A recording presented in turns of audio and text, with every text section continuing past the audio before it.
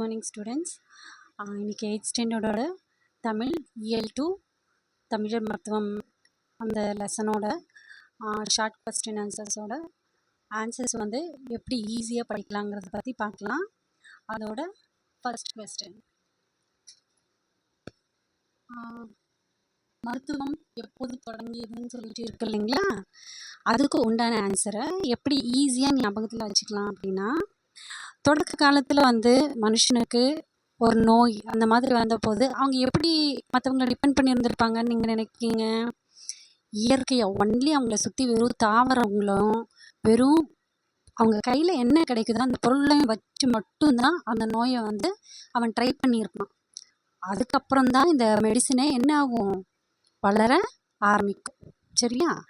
அதை எப்படி சொல்லலாம் அப்படின்னா, தொடக்க காலத்தில் மனிதனுக்கு நோய் வந்தபோது இயற்கையாக, அதாவது நேச்சரோட வளர்ந்த தாவரங்களை கொண்டும் அவனுக்கு பக்கத்தில் எந்த பொருள் கிடைச்சாலும் அந்த பொருட்களை கொண்டு மட்டுமே அந்த நோயை தீர்க்க முயன்றிருப்பான்.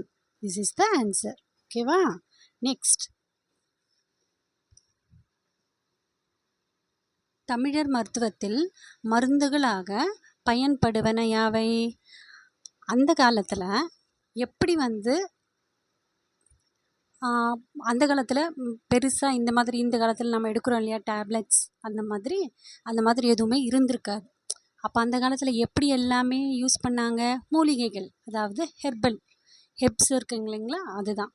அந்த காலத்தில் எப்படி மூலிகைகளை மருந்தாக பார்த்தார்களோ அதே மாதிரி தான் இந்த மினரல்ஸ் எல்லாம் இருக்கும் இல்லைங்களா, தாது பொருட்கள், அதையும் உலோகங்கள் இதெல்லாத்தையுமே வந்து பார்த்தாங்க.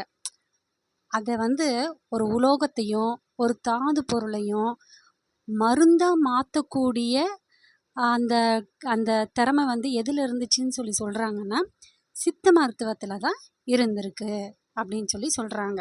இப்போ புரிஞ்சதா? இப்போ நிறைய இதில் பார்த்தோன்னா, ஃபார் எக்ஸாம்பிள் என்ன சொல்லலாம், செம்பருத்தி பூ இருக்கு இல்லைங்களா, இப்போது தலைக்கு தேய்ச்சா அது கொஞ்சம் நல்லா இருக்கும், ஹேர் க்ரோத் ஆகும் அப்படின்னு எல்லாம் சொன்னாங்க இல்லைங்களா. அந்த பூவை வச்சு அதை ஒரு மூலிகையாக யூஸ் பண்ண ஆரம்பித்தாங்க. ஃபார் எக்ஸாம்பிள் தான் இப்போ சொல்லியிருக்கேன். ஓகேவா? நெக்ஸ்ட், நல்வாழ்விற்கு நாம் நாள்தோறும் செய்ய வேண்டியவை யாவை? இப்போது ஒரு நாளில் இப்போ காலையில் நீங்கள் எந்திரிக்கிறீங்க, அந்த ஒரு நாளில் நீங்கள் என்னென்ன விஷயமெல்லாம் செஞ்சால் நீங்கள் ஹெல்த்தியாக இருக்க முடியுங்கிற ஒரு விஷயத்தை பற்றி இப்போ சொல்கிறாங்க.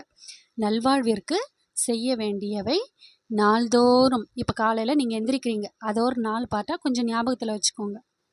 தூங்கி எந்திரிக்கிறீங்க, எத்தனை மணி நேரம் தூங்குறீங்க? ஃபஸ்ட்டு சொல்லுங்கள் பார்ப்போம்.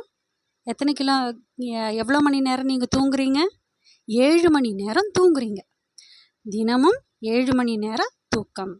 காலையில் எந்திரிக்கிறீங்க, எந்திரிச்சதுமே நல்லா வாக்கிங் போகிறீங்க. எவ்வளோ நேரம் வாக்கிங் போகிறீங்க? 45 நிமிஷம் வாக்கிங் போகிறீங்க. அந்த 45 நிமிஷத்தில் 3 கிலோமீட்டர் வரைக்கும் நல்லா நடக்கிறீங்க. ஓகேவா? அதுக்கப்புறம் என்ன பண்ணுறீங்க அப்படின்னா, ஒரு 15 மினிட்ஸ் 15 நிமிஷம் யோகா, தியானம், மூச்சு பயிற்சி இந்த மாதிரி பண்ணுறீங்க. முடித்ததுக்கப்புறம் உடனே என்ன பண்ணுறீங்க, ஒரு நாளைக்கு 3 லிட்டர்ஸ் அளவுக்கு தண்ணியை மட்டும் நல்லா குடிக்கிறீங்க. அதுக்கப்புறம் என்ன பண்ணுறீங்க, எல்லாமே வீட்டுக்கு ஸ்கூலுக்கு ரெஃப்ரெஷ்ஷாக எல்லாமே கிளம்புறீங்க இல்லையா.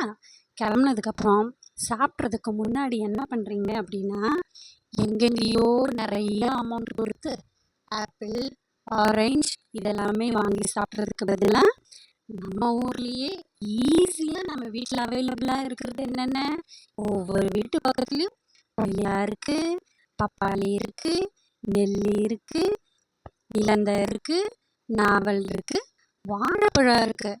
இதை மட்டும் காலையில் சாப்பாட்டுக்கு முன்னாடி சாப்பிடலாம். என்ன சொல்கிறாங்க, நல்வாழ்விற்கும் நாம் செய்ய வேண்டியவை நம்ம தூங்குறதுலேருந்து காலையில் சாப்பிட்ற வரைக்கும் இதை மெயின்டைன் பண்ணாலே நம்ம ஹெல்த்தியாக இருக்கலாம்னு சொல்கிறாங்க. இதை மட்டும் அப்படியே ஒரு இமேஜினேஷனாக ஒரு காட்சிப்படுத்துறதுல கொண்டு வந்தீங்கன்னா எக்ஸாம் டைமில் உங்களுக்கு மறக்கவே மறக்காது, ஈஸியாகவும் இருக்கும்.